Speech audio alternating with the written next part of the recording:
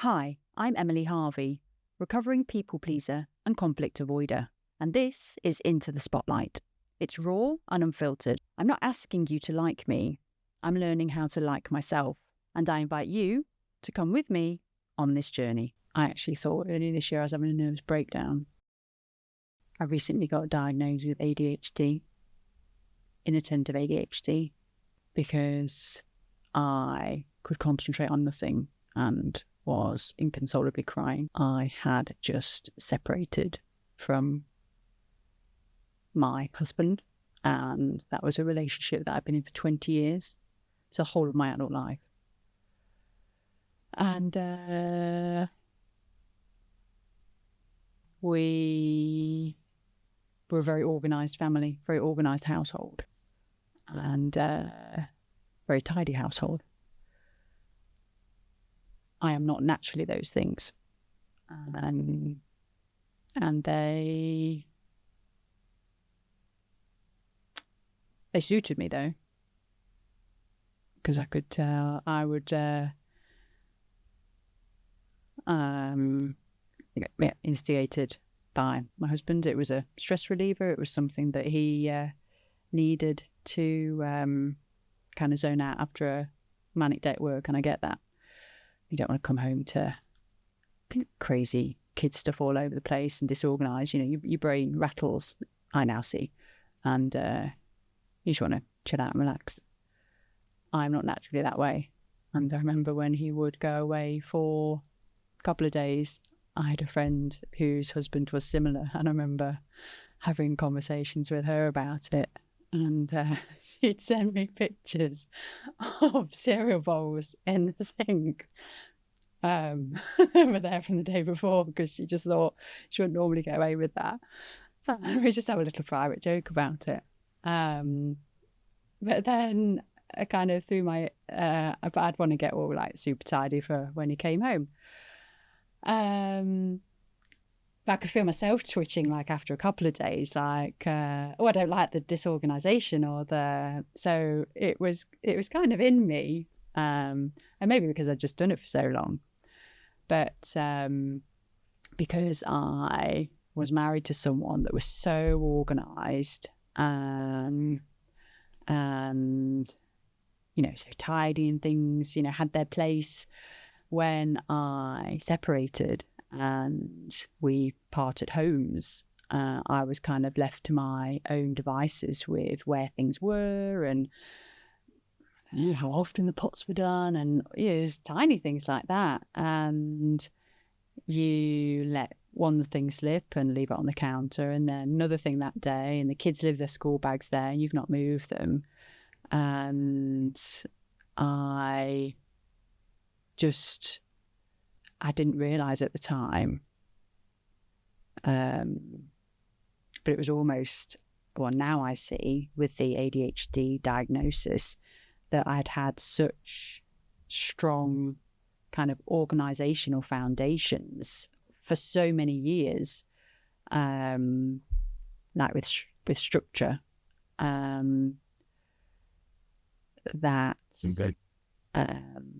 when those foundations were taken away and I was left to my own devices to organise things how I wanted to, or have things in a way that I wanted to. First, I didn't know how to do it because it had just always been done in a particular way. And secondly, I obviously didn't have the skills or know where to start with doing it. And this is where the kind of the brain fog came in and started, and just not being able, and it's the first time in 20 years I noticed it, kind of the brain fog and not being able to concentrate on tasks or sit still for long enough, and uncontrollable crying. And I remember one day sat on the steps in February and it was the month of crying, and I thought, what is wrong with me? And I could not even muster the energy to scrape the children's eggs out of the pan to put in the bin. I physically could not have the pan and the spoon to kind of function, how to scrape that into the bin. That was quite a low. Crikey. I see myself sat on those steps now. I felt absolutely, and I didn't understand what was happening. I thought I was having a nervous breakdown. Thought this is not a normal reaction of getting divorced. And then I started having some therapy, so I thought, gosh, I need some help here. Actually tempted to go to the doctors. I probably worried that they would put me on some kind of antidepressant or something. And again, times and for people they are needed, but it just didn't feel right. But something wasn't right. So I started with some therapy, and they had maybe suggested that I was showing some kind of ADHD tendencies. I thought, what? Don't be ridiculous. Not that I really knew much about ADHD, so it was quite a sweeping statement to make. And then a friend, really good friend of mine, had said the same. They they have ADHD, and they saw the challenges that I was experiencing. And they said, maybe get an assessment. It's not going to hurt anything. And it took me months to be convinced to do that. And I was probably pretty unpleasant to be around for those months. Because I feel guilty now, putting people through my emotional outbursts and my inability to communicate and stick to schedules and promise things that I was not in a place to follow through and commit to, as in work commitments. It took me months and months, and I think I was scared of getting a diagnosis. I don't know why. And talking to a really nice psychiatrist, and it really went into everything, back to childhood, and asked about the children, and asked about so many things. But in a nosy way, he made me feel really at ease, and I just opened up. And uncontrollable crying as well, which is a regular for me at the moment.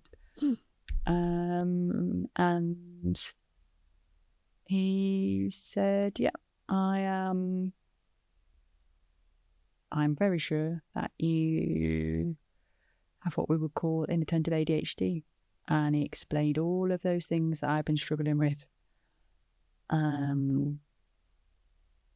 And he took it back.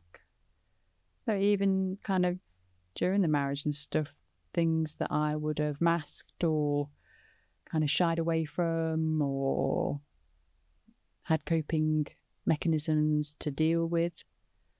And it was a relief. It was a relief when I got a diagnosis. Not because I want to use it as an excuse for punctuality or being disorganised or things like that.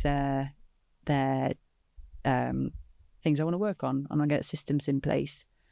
It just was a relief that there was nothing wrong with me, that there was an answer. That I just have a brain that operates in a different way. And this is a big one because I'm not very good at doing this to myself, and just gave me the permission to be slightly kinder to myself whilst I get my shit together.